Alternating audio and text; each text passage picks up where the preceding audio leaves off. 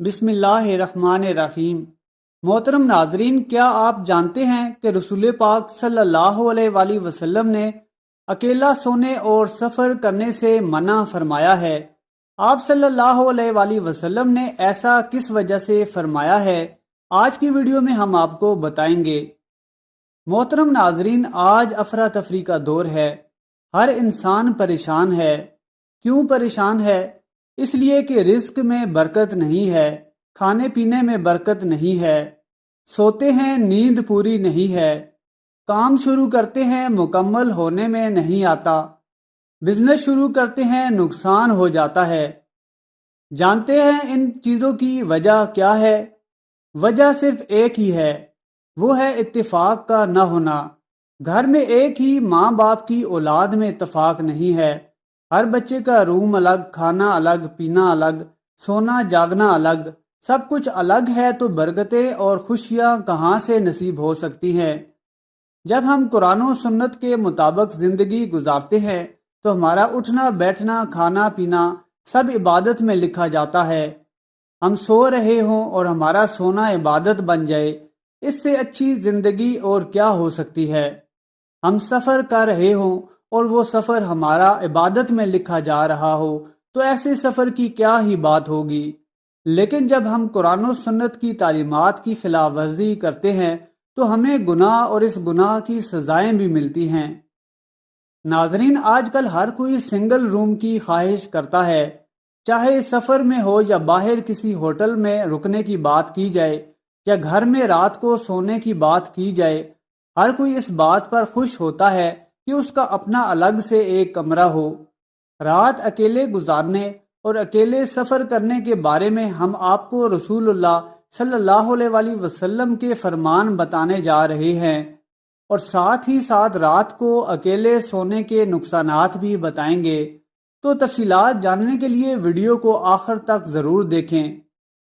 محترم ناظرین، اللہ تعالیٰ نے قرآن مجید میں حضرت موسیٰ علیہ السلام، حضرت خضر علیہ السلام اور حضرت ذوالقرنین علیہ السلام کے سفروں کا ذکر فرمایا ہے۔ یاد رہے، سفر کے دوران جہاں انسان کو بہت کچھ سیکھنے کا موقع ملتا ہے، وہیں پر اس کو مختلف اتار چڑھاؤ کا سامنا بھی کرنا پڑتا ہے۔ حدیث پاک سے یہ بات معلوم ہوتی ہے کہ انسان کو بلا ضرورت سفر سے گریز کرنا چاہیے۔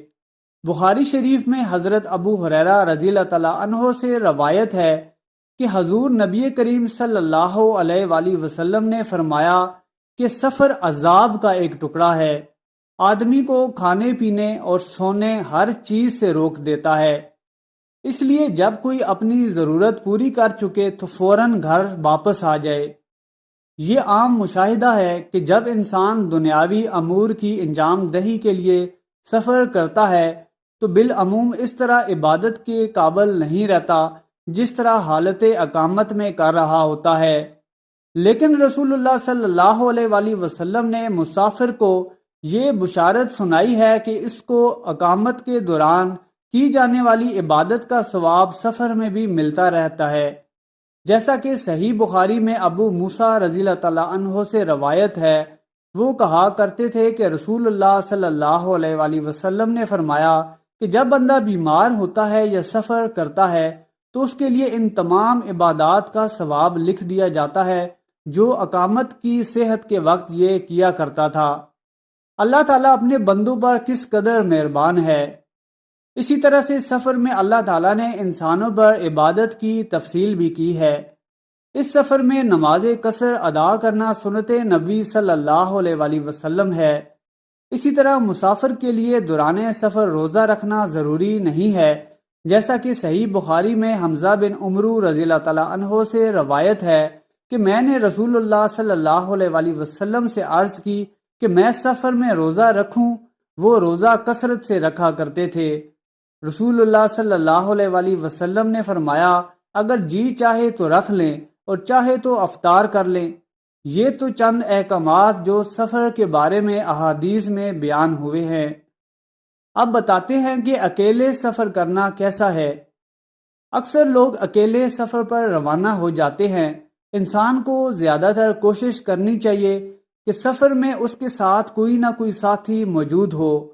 اس کو اکیلے سفر کرنے سے ممکنہ حد تک گریز کرنا چاہیے، کیونکہ اس کے بارے میں صحیح بخاری میں عبداللہ بن عمر رضی اللہ تعالیٰ عنہ سے روایت ہے کہ رسول اللہ صلی اللہ علیہ وآلہ وسلم نے فرمایا کہ جتنا میں جانتا ہوں اکیلے سفر کرنے کی برائیوں کے متعلق، اتنا علم اگر لوگوں کو ہو تو کوئی سوار رات کو اکیلا سفر نہ کرتا۔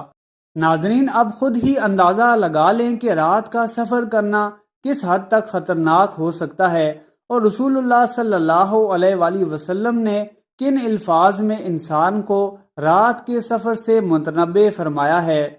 رات کو اکیلے سفر نہ کیا جائے، یہ بات تو عام ہے جس میں مرد اور عورتیں دونوں شامل ہیں، لیکن صرف عورتوں کی بات کی جائے تو ان کے لیے خاص طور پر تاکید ملتی ہے۔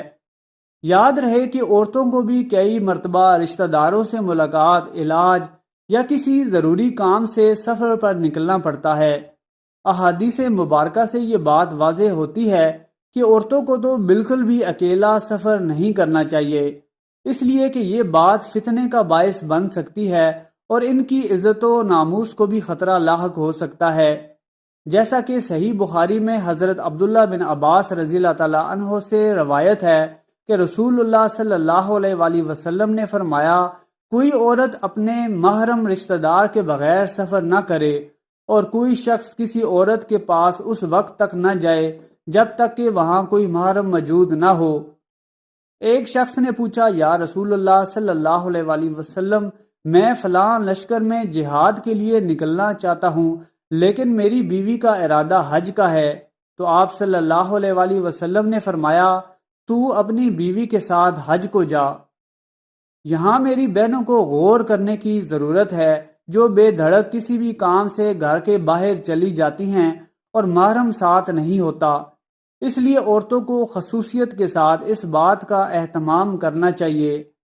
رات کی بات تو بہت دور ہے، دن کو بھی عورتوں کو محرم کے بغیر اکیلے سفر کرنے کی اجازت نہیں ہے۔ اب آپ کو اکیلے رات بسر کرنے کے بارے میں بتاتے ہیں۔ اس حوالے سے عبداللہ بن عمر روایت کرتے ہیں کہ رسول اللہ صلی اللہ علیہ وآلہ وسلم نے اکیلے رہنے سے منع فرمایا، یعنی آدمی نہ تو رات تنہا بسر کرے اور نہ تنہا سوئے اور نہ تنہا سفر کرے۔ اس حدیث میں رات اکیلے گزارنے کی واضح ممانعت فرمائی گئی ہے، لیکن اس کے باوجود ہم میں سے اکثر لوگ، خاص طور پر نوجوان، اس بات پر اصرار کرتے ہیں کہ ان کا اپنا کمرہ ہو جہاں وہ اکیلے ہوں اور انہیں دن رات کی تنہائی میسر ہو۔ اہل علم نے رات اکیلے گزارنے کی ممانعت کی بہت سی حکمتیں بیان فرمائی ہیں، جن میں سے چند یہ ہیں: تنہا نہ رہا جائے تاکہ شیطانی وسوسوں سے محفوظ رہا جا سکے، کیونکہ انسان زیادہ تر تنہائی میں شیطانی وسوسوں میں مبتلا ہو جاتا ہے۔ اسی طرح یہ خدشہ بھی ہو سکتا ہے کہ کوئی شخص کسی میں وحشت محسوس نہ کرے۔ یہ بھی ایک حقیقت ہے کہ تنہائی میں کسی دشمن یا ناگہانی آفت سے محفوظ رہنا مشکل ہو سکتا ہے۔ تنہائی میں کسی بھی اچانک مصیبت یا پریشانی کی صورت میں کوئی نہ ہو تو پریشانی ہو سکتی ہے۔ زیادہ تنہا رہنے کی صورت میں انسان ٹینشن اور ڈپریشن کا مریض بن سکتا ہے۔ یاد رہے کہ رسول اللہ صلی اللہ علیہ وآلہ وسلم کی ہر نصیحت پر عمل کرنے میں خیر ہے، بغیر یہ سوچے کہ اس بات میں کیا حکمت ہو سکتی ہے۔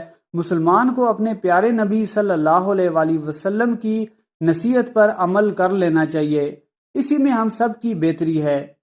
یاد رہے اللہ تعالیٰ نے انسان کو ضعیف اور کمزور فرمایا ہے۔ رات کا وقت ہو اور اس پر کسی بھی قسم کی کوئی پریشانی آ جائے اور مدد کرنے والا کوئی نہ ہو تو خود ہی سوچ لیں کہ انسان کی حالت کیا ہوگی۔ محترم ناظرین، سفر اور رات اکیلے بسر کرنے کے بارے میں تعلیمات نبوی صلی اللہ علیہ وآلہ وسلم پر ہمیں مکمل عمل کرنا چاہیے، کیونکہ اسی میں ہم سب کی خیر ہے۔ دعا ہے کہ اللہ پاک ہمیں قرآن و سنت کے مطابق اپنے شب و روز گزارنے کی توفیق عطا فرمائے، آمین۔ اس طرح کی مزید معلوماتی ویڈیوز دیکھنے کے لیے چینل کو سبسکرائب کر لیں اور کمنٹ سیکشن میں الرحیم ضرور ٹائپ کریں۔